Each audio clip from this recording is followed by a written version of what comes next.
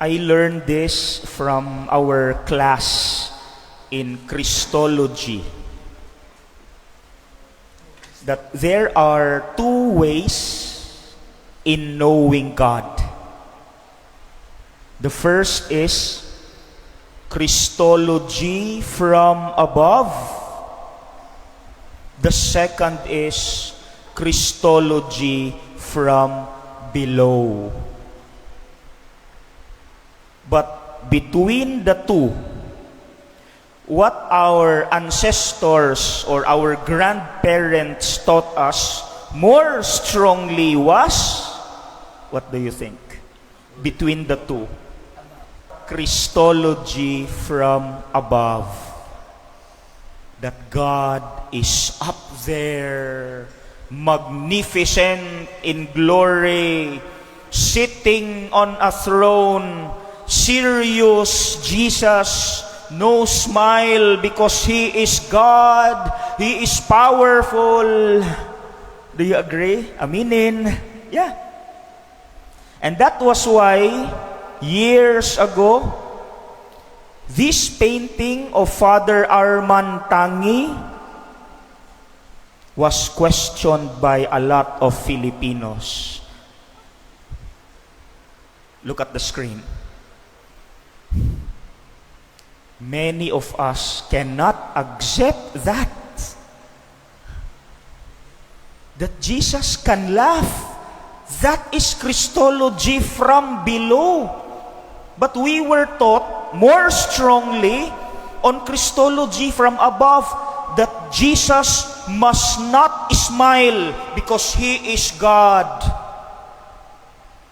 But look at the other side of the coin. Jesus laughs. Jesus eats. Except sin. Yan lang ang wala kay Jesus. Kung ano yung ginagawa bilang tao, because Jesus, when He was here, was 100% human except sin. That's Christology from below. Pero di natin yan matanggap.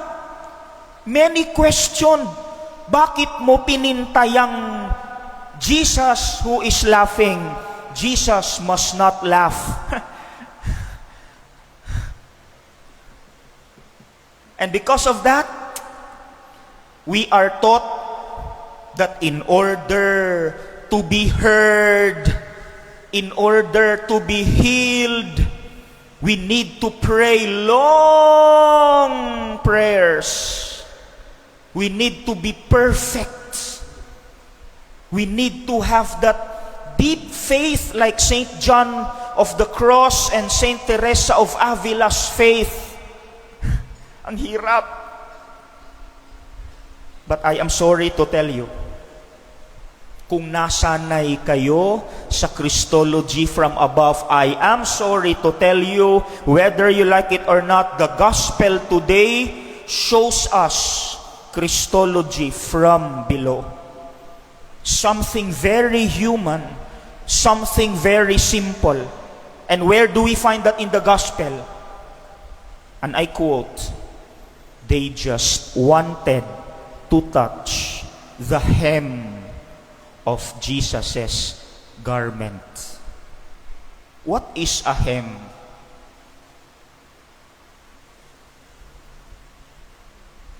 This one. This is a hem, the lowest part of a garment. Take note, please, do not forget.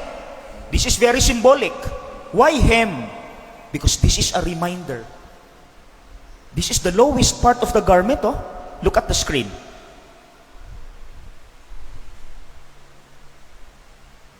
That's very symbolic. Unnoticed, small, lowest part of the garment. And yet, even that, Jesus cured those who touched it. Please take note, do not forget. Even that, Jesus cured them. Those who touched the hem of His garment.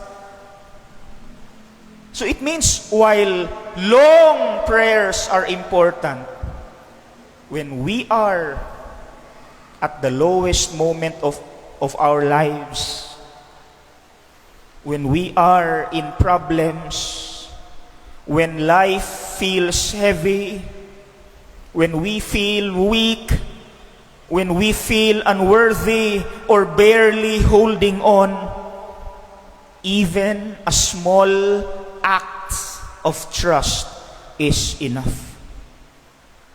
And what happened? Jesus cured them. And this usually happens when we are in problems, when we can no longer say something but cry.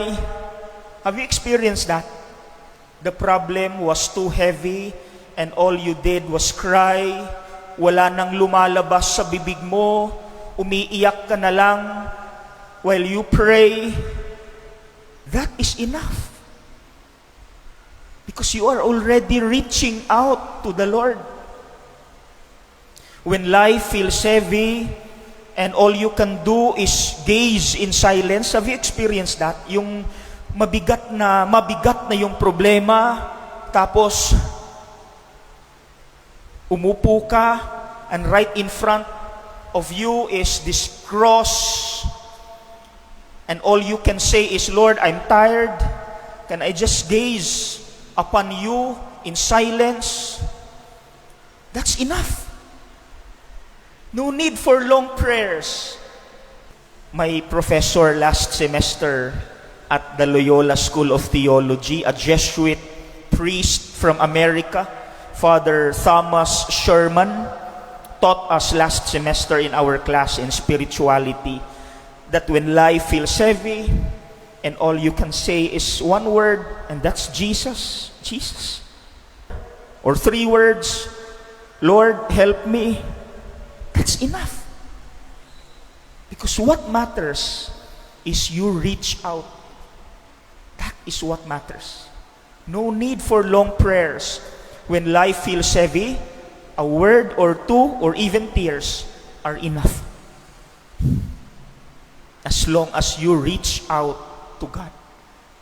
So do not forget the symbolic line, touch the hem. As simple as that. As short as that. Yan lang kailangan ni Lord. Lalo na pag may problema tayo, just touch the hem. Just reach out and I will heal you. Amen.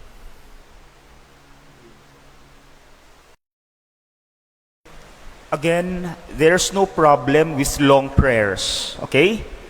But when life feels heavy, and all you can do is cry, or all you can say is just a word, Lord, or 3 words, Jesus, help me, that's more than enough for our Lord to heal us. Reach out, touch the hem